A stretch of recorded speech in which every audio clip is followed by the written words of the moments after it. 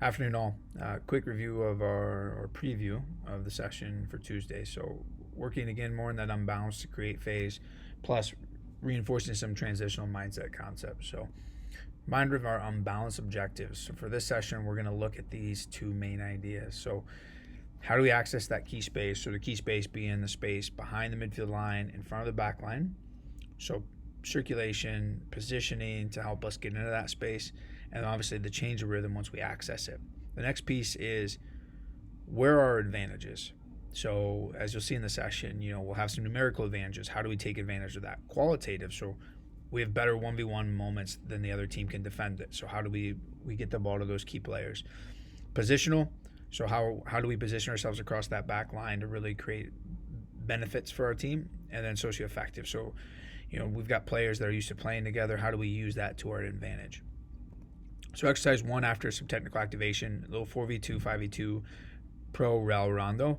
The important here, guys, is we have to start tightening up some technical consistency things. So the use of these games, obviously competitive, it's fun, but we want solid, consistent technical execution. So how we receive the ball, how we pass the ball, what messages are sent with the type of pass we deliver to each other, the sharpness and the quality of that. We need to start snuffing out some of those errors. So as we move into the exercise 2, it's going to be an 8v4 breakout game. So we're really looking at that 3-2-3 shape versus 4 defenders. How do we find our 9? And as soon as we're able to, in through possession, find our 9, we're free to break and move the goal. The black team is looking to regain the ball, so your number's down. How do you stay structurally sound, denying the ball to the 9? And then when you win it, can you find your 4 teammates outside of the grid? So again, blacks are looking at that transition to attack, win it, make that exit pass out of pressure. Grays are looking to create that finishing opportunity. But then on the turnover, are we able to counter press, deny the exit from the black team? I know both teams this past week, especially against Duluth and Peoria, found 2 teams that were good on the break, good in the attack. So our ability to snuff out counterattacks is going to be important.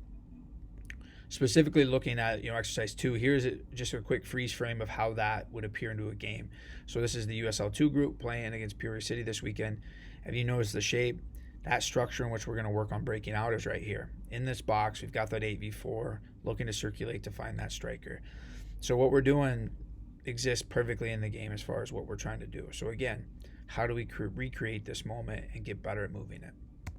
And finally, we'll go to a 9v9. Again, as we start to get deeper in the season, we start to control loads, looking to reduce the amount of running we put on players. So the small-sided games will get smaller, numbers will get smaller, so we control the load that we have on players. Remember, guys, we have guys that are coming in, and this is their first session with us, and then we have guys that played a lot of minutes, and how we manage the two is important. So make sure that you're aware that that's our goal and how we handle each other and how the minutes we're putting on each other's body. So the final piece we're going to look at connects to what we talked about for this week's session, so that looking to hit that unbalancing phase and then into the creation.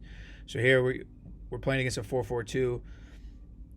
Our holding mid's pulled back. We formed our own version of a 3-4-3. We're able to bypass that midfield line, and then we're accelerating and penetrating. So as you watch again, that 3-2-3 that we're going to be training that exercise is there. If you want to look at it, we've got Aiden as the holding mid coming forward. Sydney, the right back's dropped into that midfield space because it rotated through with Dom. And now Dom's facing forward and we're accelerating. So to freeze that, this is that space that we talked about, that key space.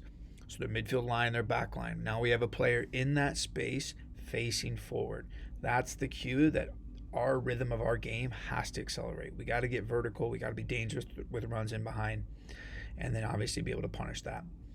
So we were able to do that in that case. We get Bernard isolated 1v1 against a guy we think we can win, and now we start to read the situation to create the finish. In this case, is the box open or closed? We would consider it to be a closed box. So we're looking at him to lay the ball back for a cutback.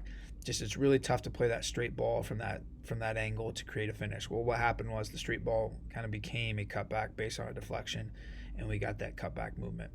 But some of the layers you can see, we've got 3 guys in the finishing zone.